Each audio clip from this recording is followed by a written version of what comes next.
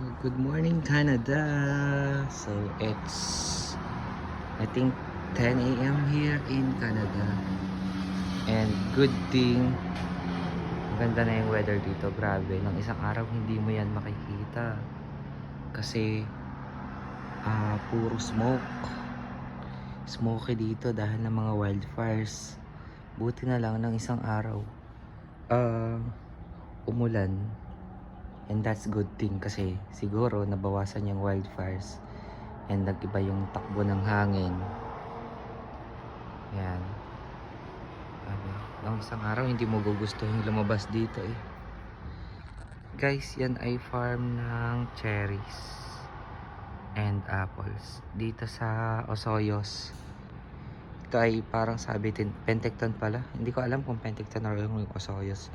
Tinagurian siyang California.